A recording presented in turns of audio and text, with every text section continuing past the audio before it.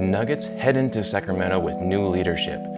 Can they get a win and break the 4-game losing streak? Let's find out. You're watching CS 105.1, where I talk about sports with good vibes. Let's get it. Hey everyone, if you're looking for a game-changing webcam that keeps up with every move, you've got to check out the Insta360 link. It's a 4K AI-powered webcam that auto-tracks so you're always in frame, even if you're moving around. Perfect for live streams, meetings, content creating, also podcasts. It adjusts to light, zooms in and out, and follows you naturally. This is hands-free, hassle-free, studio-quality production for anyone who wants professional visuals right from the desk. Insta360 Link is a total game changer. How's it going, everyone, and welcome. I'm CS Chandler, here for another take of Nuggets basketball. So it's been a while since I've been on. I know I've been traveling and everything. Lots have happened since my last episode. We had the Golden State Warriors game where the Nuggets should have won but didn't. And then they had the Pacers game where they should have won but didn't, which all led to a massive decision and what I would say would be the worst decision in Nuggets history, to fire Coach Malone just yesterday. Everything was in disarray. All of Nuggets Nation didn't know what to do, didn't know how to take this information. A guy who coached our team to its first ever championship, who got us to 2 Western Conference Finals, was the winningest coach in franchise history, and who gave the best player in the world a shot at being a starter in Nikola Jokić. Michael Malone, who we also call Moach, is an asset to this team. He is one of the best coaches to ever coach the Denver Nuggets. To cut him with only 3 games left in the season is crazy and is incredibly disrespectful, incredibly insulting, and it just kind of leaves so many questions of why now and what's going to happen next. Well, we already know that in addition to that, they also let go Calvin Booth. At first, when it was Malone that was released first, and so everyone thought that Calvin Booth had won the battle. If you don't know already, there's been a large battle between the two of them, GM Calvin Booth and head coach Malone, both with different visions for the team. And it just got to a point now where the owners, the Cronkies, had to make a decision. And they decided to go without either of them. And that's really unfortunate for Coach Malone, who has been there a lot longer than Calvin Booth. But yet, they didn't take his side. They just took neither side. They got rid of both of them. And they decided to make David Adleman, assistant coach David Adleman, the interim coach. This is just, really upsetting, but at the same time, like, Calvin Booth has needed to be removed from the Nuggets. He was never a good fit for the Nuggets. I don't credit him for our championship. I credit Tim Connolly for our championship. So there's that. But I also know that Cronkies actually were looking to let go of Malone the year that we won the championship. And because we won the championship, they kept him around. That kind of saved his job. But the crazy thing is that he only coached 1 playoff after that championship. Just last year, that's it. They didn't let him coach 1 more playoff. Like, why not let him finish out the season? Yeah, maybe you guys win, but you can still decide to not go with him. That's what they did with the Bulls in '98. Phil Jackson already knew at the end of the season he wasn't going to be head coach of the Chicago Bulls, but they let him finish out the season, and they won a championship. Why not do the same for Coach Malone? That's been the biggest thing. And so I've been really my stomach's been sick about this whole thing. Like, it's been really unfortunate.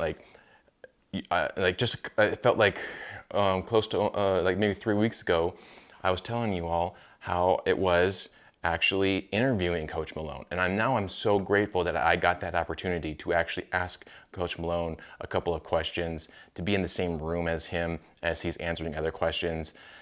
And he has an amazing presence, a very powerful presence. And you can tell already he's a very strong personality. And he's not someone that's going to budge a lot. So there is a lot of that kind of like stubbornness, I think, in him. And he's a man who's going to stand on his word, and he's going to stand on his beliefs and everything. And he's not going to budge. So there is some kind of this part where it leads to eventually him getting let go because he's not going to budge. Okay, well, if you're not going to budge, then we're not going to have you in there. And there could have also been a level of, you know, them having a conversation, and then it got heated and he decided to be like, okay, well, then just fire me. He could have obviously done that as well, but they were also looking to let go of him already. And so they decided to let him go now while they still have a couple of games left in the season, which I don't understand when they say that they're going to try to salvage the season. Like, there's 3 games left in the season. There's not much season left. So there's a lot that, and I wanted to do an emergency podcast yesterday, but I was at a convention, the NAB convention in Las Vegas. So I was there. I didn't really have a lot of time or quiet areas to do a podcast, but I really wanted to. So that's kind of why now I'm talking about it now. So they let go of Coach Malone, and then now we're heading into Sacramento against the Kings, the final game of the season against the Kings. And it was Coach Adleman's his first as interim head coach. If you've watched any games where he has stepped in as coach when Coach Malone either wasn't able to make it to a game or he got ejected, there hasn't been a good winning percentage for Adleman. He's usually coached our summer league. Summer league goes nowhere. Our team goes nowhere. He coaches our preseason games. They go nowhere. He coaches just this year. His first chance at coaching a regular season this season game was against the Pelicans in November.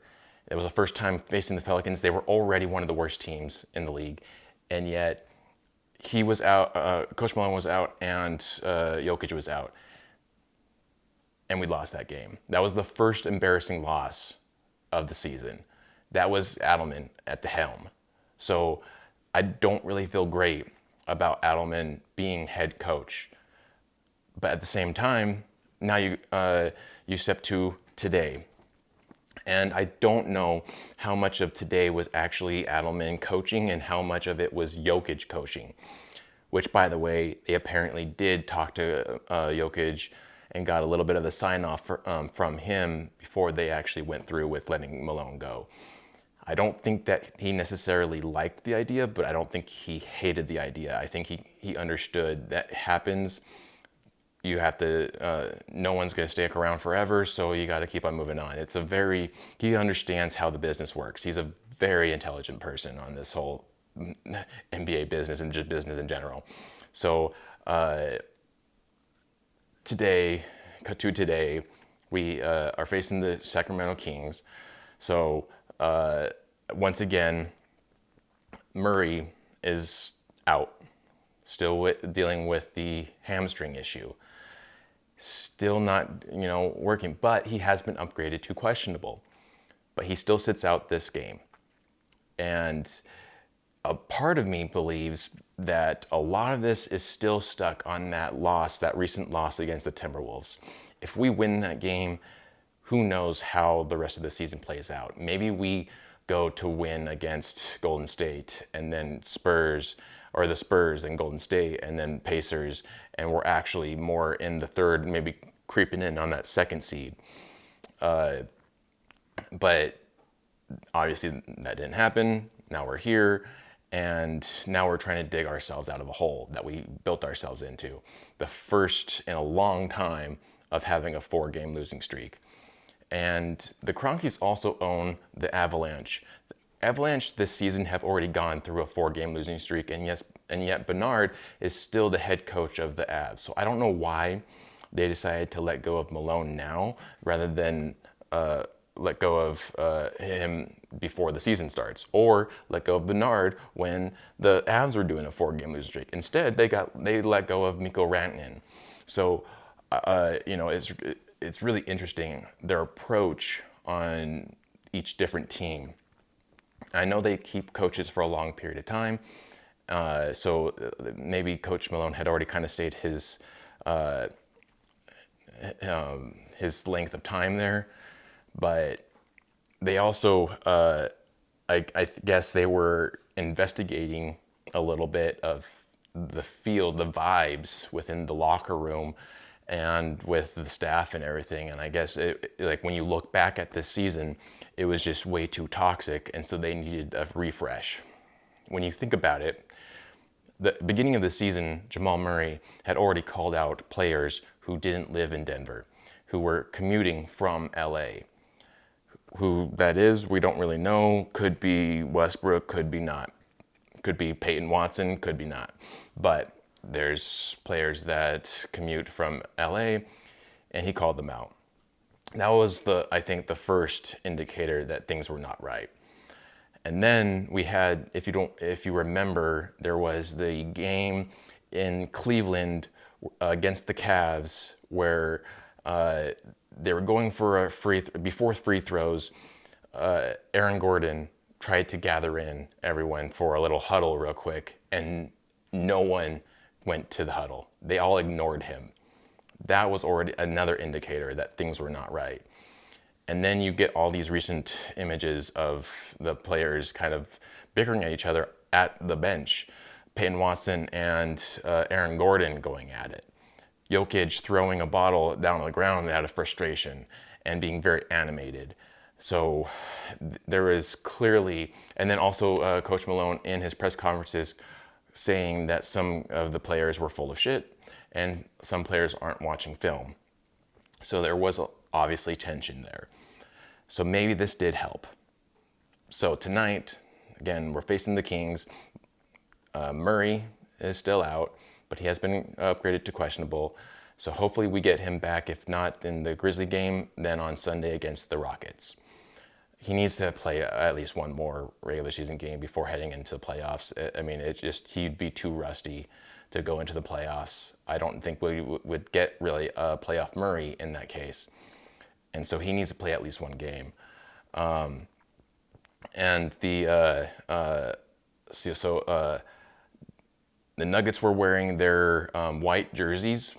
The Kings were wearing their black and purple jerseys. The starting lineup for the Nuggets was Nikola Jokić, Michael Porter Jr., Aaron Gordon, who is the Nikola Jokić, Christian Brown, and then Pickett. Adleman went with Pickett starting instead of Westbrook. So that was interesting. And he actually gave Pickett a lot more time than Westbrook this game, which I kind of actually liked. So who knows? Maybe Adleman might be some a breath of fresh air, you know? Because then it led to a win. The Nuggets won, swept the Sacramento Kings. Final score, 124-116. Let's go Nuggets.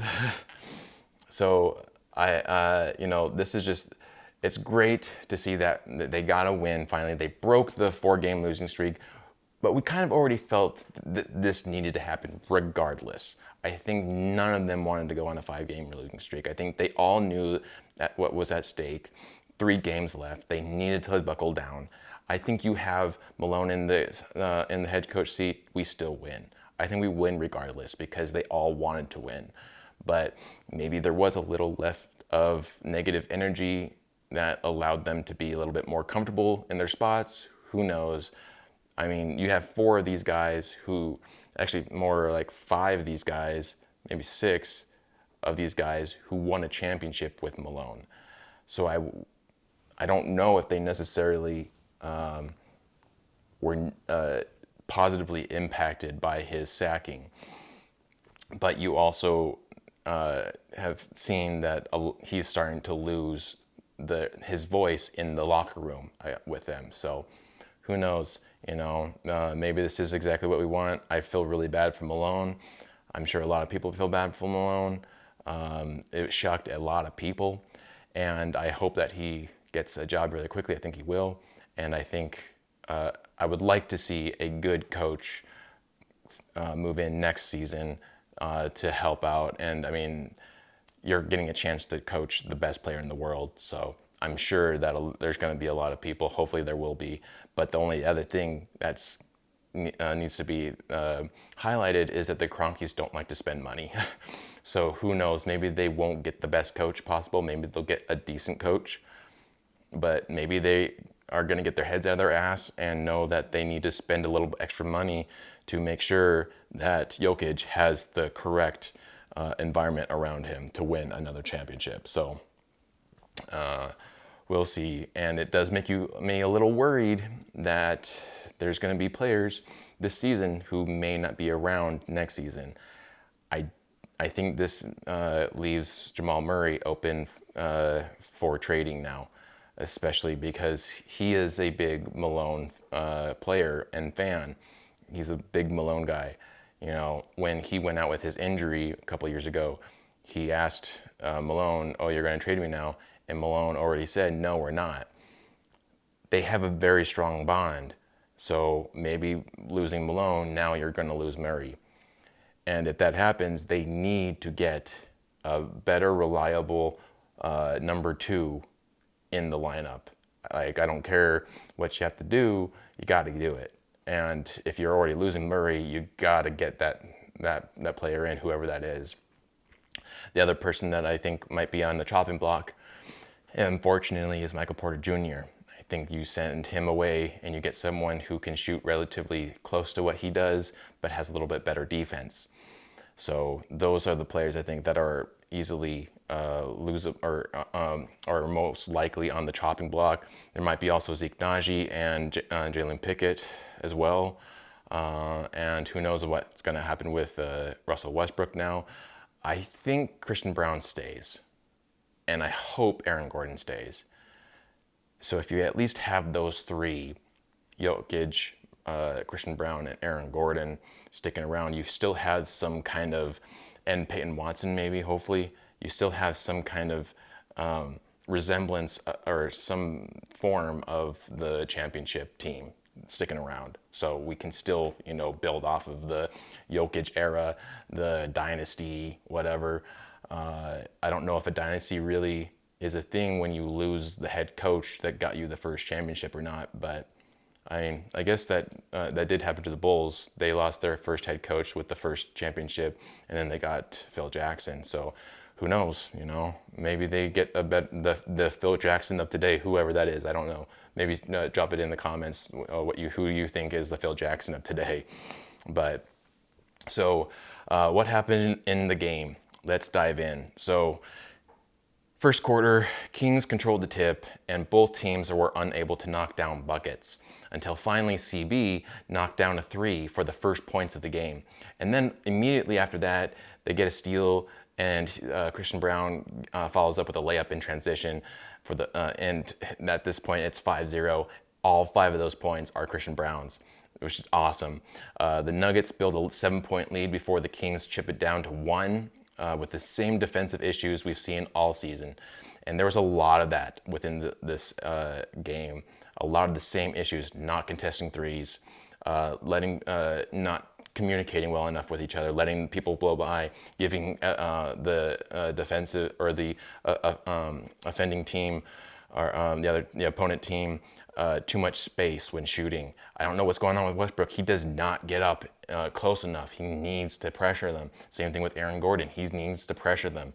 They're giving them way too much space there. So Jokić then helps build the lead back to 5 with back-to-back lobs to AG, which was awesome. AG actually dunked a lot tonight. He looked a lot healthier than he normally does, though his 3 wasn't quite as perfect as it has been in previous games, especially with that game on St. Paddy's Day against the Warriors.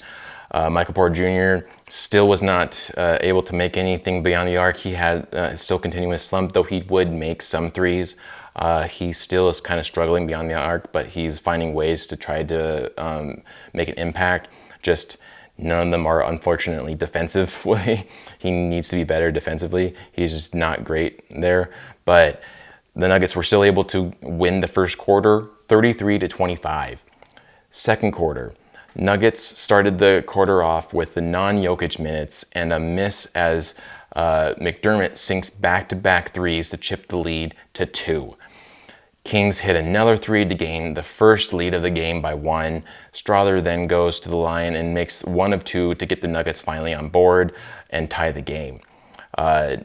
DJ gets a block, and then Strother saves the ball, kicks it over to MPJ for a 3. That's when Michael Porter Jr. finally hits a 3. It's like in the second quarter.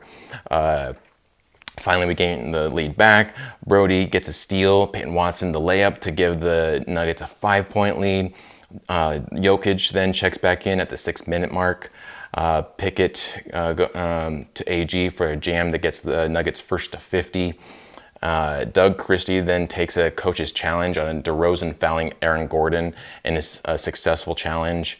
CB crashes the glass for a layup plus the foul, goes to the line but misses the free throw. But at least he still got the great layup that a lot of effort. Christian Braun, I would just like to say too, you saw a lot of effort from him tonight, a lot of grit. He was crashing the glass. He was not giving up on the plays. You could tell he is fed up and he wants to win. Him and Jokić are like in sync right now. Michael Porter Jr. then sinks another 3 to give the Nuggets an 8-point lead. But the teams actually tie the second, and the Nuggets go into the half on top, 66-58. Third quarter, the Nuggets start the quarter off with a CB layup off of a Jokić assist for the first points of the quarter. CB with a 3 from another Jokić assist gets the lead to 15 and forces Kings to take a timeout. Back-to-back threes, though, by the Kings knocks the lead down to 9. And then Pickett hits a 3 from the corner off of a Jokić assist to bring the lead back to 12. Another Pickett 3 gets the lead back up to 16. Adleman takes a timeout to challenge a foul call on Jokić, but it's unsuccessful. P-Watt gets a 3-point play off of a Euro step, and a layup makes the foul to complete the 3-point play. Nuggets win the third quarter 27-25, so narrowly win the quarter, but still win the quarter nonetheless. So we won the first quarter, first to 50, going into the half on top. You didn't lose the second quarter, so that's something, and then you win the third quarter. All things showing signs of winning this game. Fourth quarter, Kings start the quarter off with a block by Peyton Watson, but he fouls DeRozan and he goes to the line, makes 1 of 2. It was one of the few times DeRozan went to the line and missed one free throw. Most of them he would make both of them. So that was fortunate for us, but also on the same time not fortunate because that would be the first points of the quarter was the Kings from DeRozan. Brody, in transition, charges one end of the court to the other, gets the layup plus the foul. Kings led by DeRozan, knocks the lead down to 7 and forces Adleman to burn a timeout. And one thing is that Brody started to be West Brick, more or less, in this quarter. And I think Adleman took him out after a couple of bad turnovers, where one of them, I think he was trying to assist Jokić or trying to get him the ball, but it went way at, like, who was it going to? I don't know, but it kind of, and maybe it was Jokić. But it was crazy, some of the turnovers that Brody's been having. And so, but luckily he didn't play long minutes like what Malone has been making him play. And I think it's very interesting, the feedback coming in that he played Brody way more than Pickett. And Malone favors the veteran people. We've all known this about him. Sometimes it's worked, sometimes it hasn't, but at the same time too, those veterans only are as good as they are because they got a lot of minutes. If you want your young players to get to that status, you got to give them minutes. And so him not playing Pickett enough has actually been a detriment to the team. I know he's focused on winning. How do you win? Well, I'm winning a lot with Jamal Murray, Michael Porter Jr., Aaron Gordon, and Jokić in the lineup. And then now Westbrook, he's been doing well starting. That was going on, in the middle of the season there. But that's only going to get you so far. And so you still got to build that, those subs, the bench and everything. You got to build that. We have one of the worst benches in the league. Why is that? Because they don't get enough minutes. So Adleman would take out Brody and put back in Pickett, who actually ended up getting a career high for himself. So there's that. DJ on a tip in from a Pickett miss gets the Nuggets first to 100. So now we're first to 100. All good things showing we're going to win. Jokić gets another triple-double. Why not? He's been doing it since the beginning of the season. He's been averaging a triple-double. Should be MVP, but we all know the biasness of the voters right now. They're going to give it to SGA out of voter fatigue. Whatever, it's bullshit, but we know who the real MVP is. So we're going to get over it and just focus on hopefully maybe they get the chip. Kings then back-to-back threes, knocks the lead down to 4. AG then knocks down a 3, but then Levine answers with a 3 to get the lead, or keep the lead at 4. MPJ gets a shot clock buzzer beater 3 to get the lead back to 7. And then Jokić goes to the line and makes 2 of 2 to get the lead up to 9. Pickett gets a 3 to get the lead up to 12. But then the Sacramento would actually then battle back a couple of more plays, and they would win the fourth quarter 33-31. So when you're winning it only by 2, it's not enough. And the Nuggets still win 124-116. Season sweep for the Nuggets. First career win for Adleman as a head coach. Even though it's interim head coach, he still won it. Interesting thing too is that you had 2 teams with their head coaches as interim coaches. If you remember, Mike Brown was let go in the December-January area.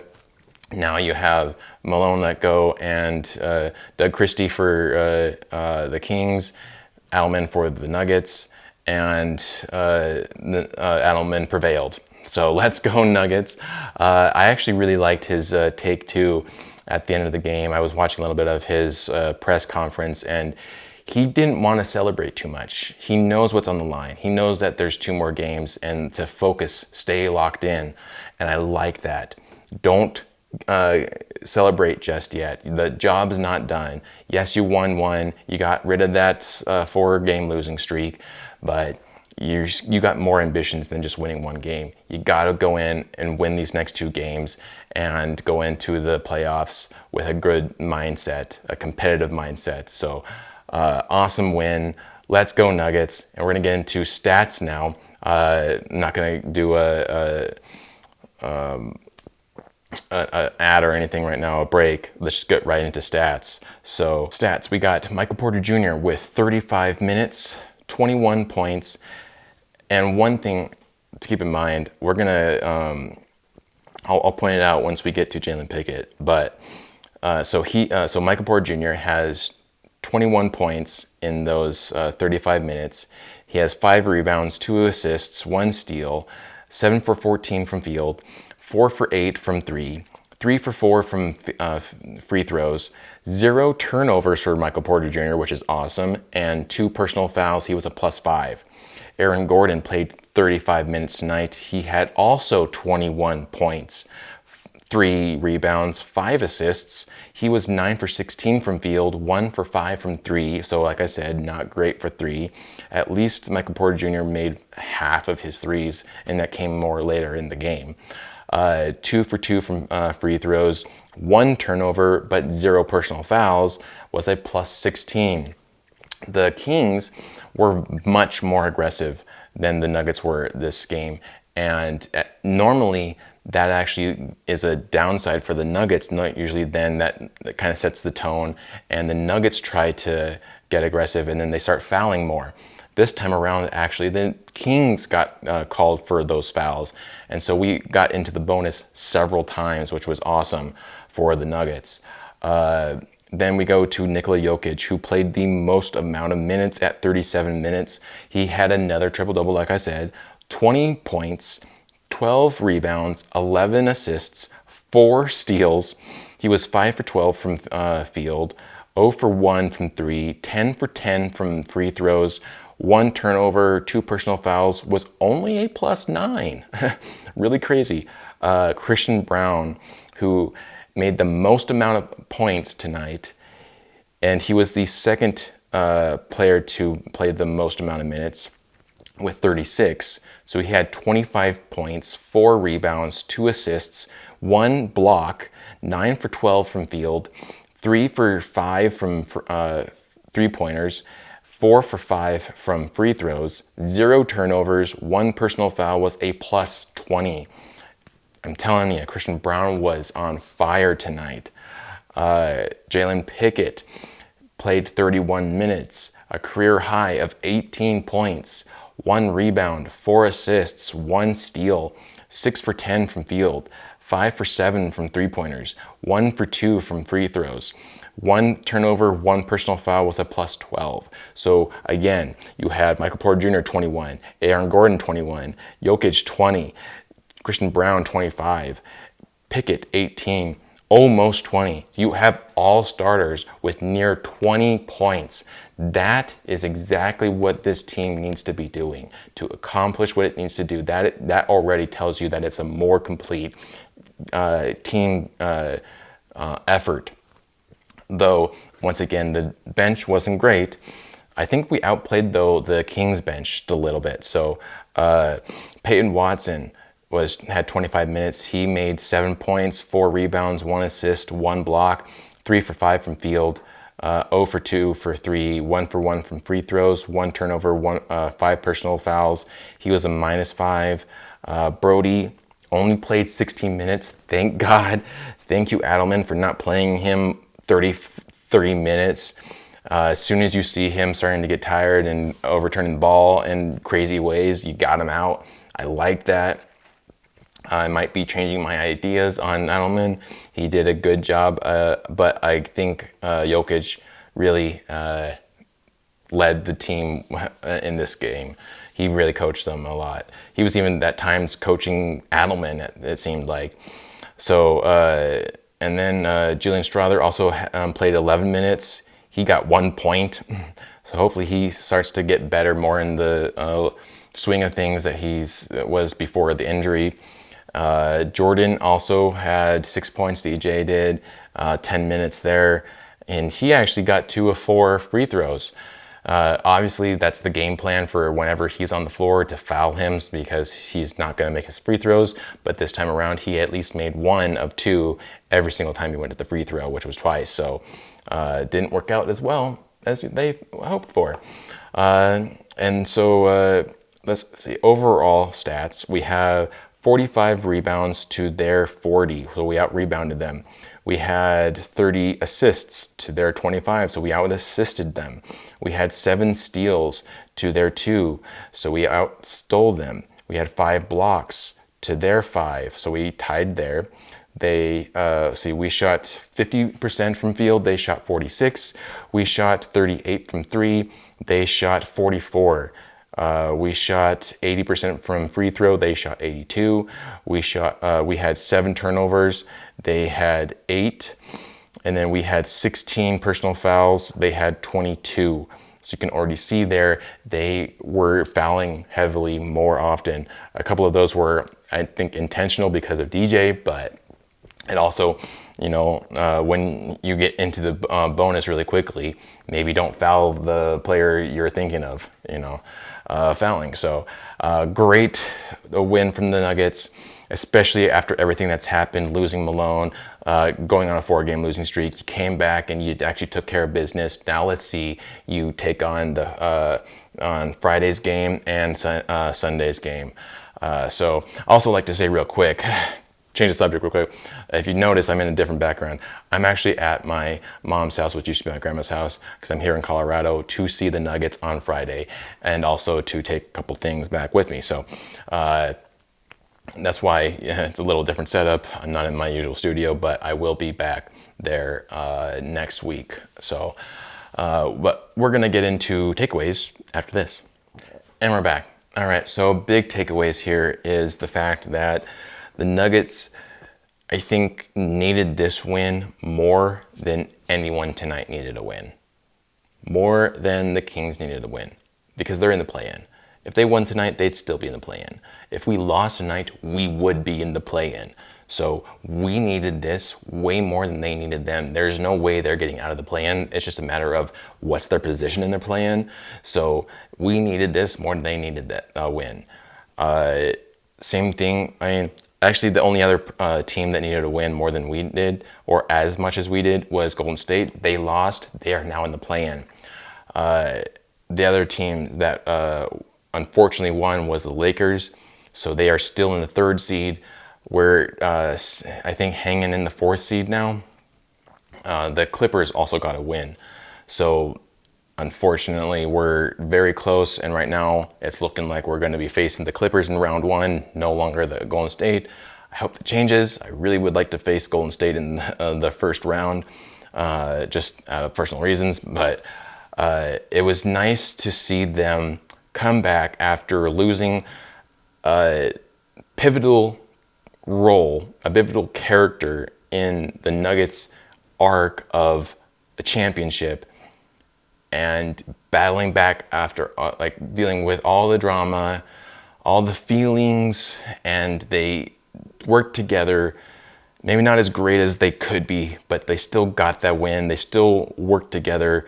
Near complete offensive team effort. Still needs to work more on the defense there. We need better, but I mean, we outstole them, so there is still some good defense. I think we tied with blocks, so, but still, at least they didn't outblock us. And we had less turnovers than they did, so they were keeping better care of the ball in this one. And you can see that when they want to win, they can win. Simple as that. When they want to win, they can win. If they're not feeling it, they're not going to win. And that's what we've been seeing consistently. The one consistent thing we've been seeing is that whenever they don't feel like winning, they don't win. I don't think we've seen one game that they didn't feel like winning and they still won. Most of the games that they wanted to win, they won. Sometimes they would be a little difficult to win, but when they wanted to win, they won. When they didn't win. They clearly didn't want to win against Wizards. They clearly didn't want to win against the Bulls. They clearly didn't want to win against the Celtics, the Knicks, the Cavs, the Timberwolves, although I do believe they wanted to win that last game.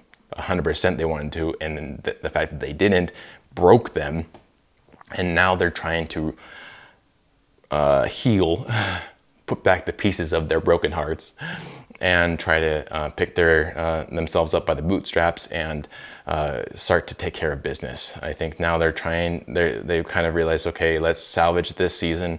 Let's try our best. And, crazier things have happened. If they can at least get into the Western Conference Final, that will show so much for this team. And I hope they do. I hope they're not a first round exit. I hope they're not a second round exit. We can't go with 2 playoff runs exiting on the second round. We need to get into that Western Conference Final again. And even better if we get to the finals. And even better than that if we win the chip. So we'll see that. If we do, I will 100% be a fan of Adleman. But until then, I still miss Malone. I hope that we see him again. It'd be great to have him back as a coach, or if not, assistant coach in some form. But you know, because especially he had a tattoo of Maxey on his arm. He really bought into the Denver vibes. So crazy. I mean, his children went to high school in Denver. So it's so unfortunate that they had to let go, but sometimes you just got to do the hard things, and hopefully the Nuggets did what they needed to do to get the wins that they need to win. So, but only time will tell. One win is great. It's not enough to show how much the firing of Malone has affected the team. We will, the other crazy thing too that I was thinking of is that on Friday, which is their next game, it's going to be against the Memphis Grizzlies. This will be their last home game of the season, and it will be the only game of the season in over 10 years since Malone has not been the head coach. It's going to be so weird walking into that arena and hearing head coach David Adleman and not head coach Michael Malone, not seeing Michael Malone. I went to game 2 of the finals against the Heat in 2023. I saw Malone there with the team. I've been to several other games. You see Coach Malone there by the team. He's not going to be there anymore. It's going to be freaking weird. And we just got to move on. But, thank you, Coach Malone, for being a class act, really. A straight shooter, a good guy. I mean, he was my first ever NBA interview, and he didn't yell at me. He actually said I asked an interesting question, and I will forever have that in my hold on to that memory. I also want to thank Adam Mars for giving that opportunity to ask that now, because man, life changes so quickly. Did not see that happening, but at the end of the day, we as Nuggets fans, our main love is the Nuggets. Some of us do love the Nuggets because of Jokić, but if you've been around longer than Jokić has, you love the Nuggets more than just Jokić. I was in the days of Mutombo, so I've been around since the dog days. And I'm glad that the Nuggets are finally getting the roster that they need to win games and be an actual contender for titles, at even winning a title. And it took us 39 years to find a coach as good as Coach Malone. George Karl was also awesome. He did bring us to, I think, our first or second ever Western Conference. That was also with Carmelo Anthony. But they never moved past that. And Doug Moe also was until Malone was the winningest coach. Now Malone is.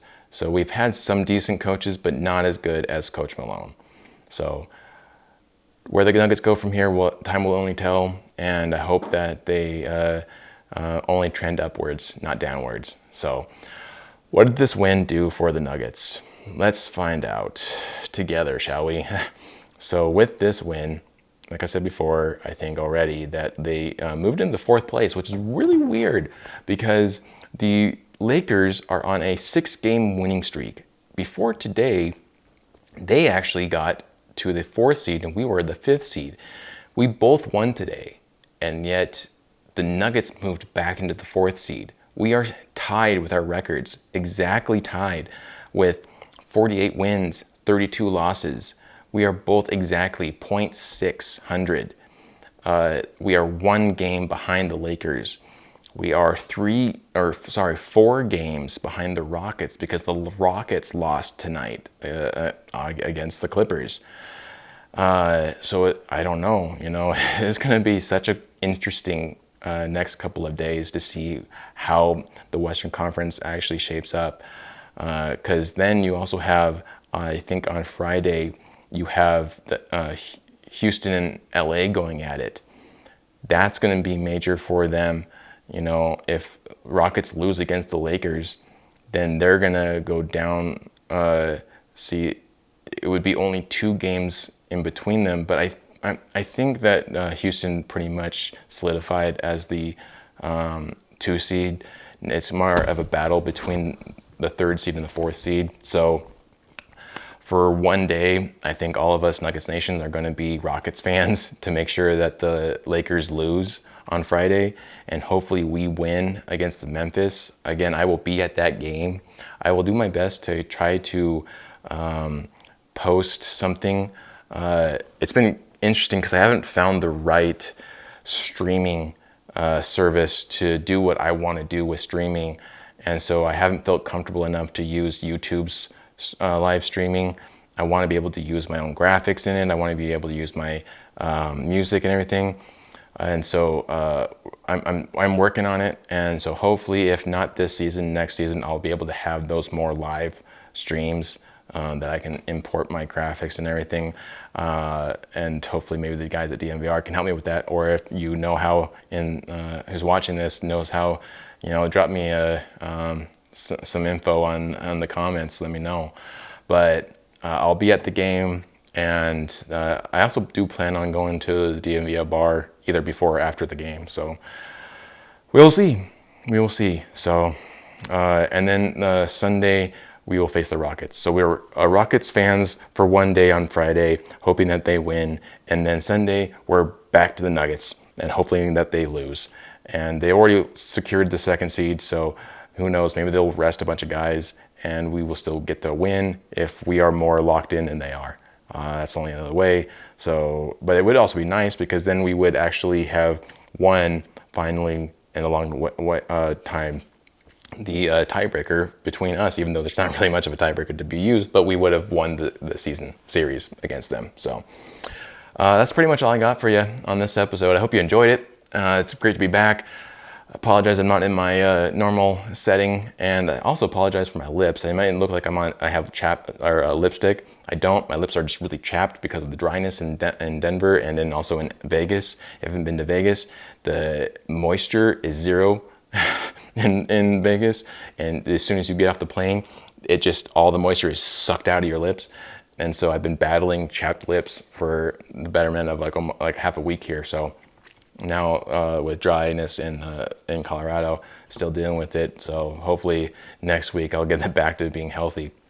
But thank you for stopping by. I hope you enjoyed this episode. If you did, please give it a like and subscribe. Share it out to your friends and family. And you've been listening to CS 105.1, where I talk about sports with good vibes. We'll catch you later.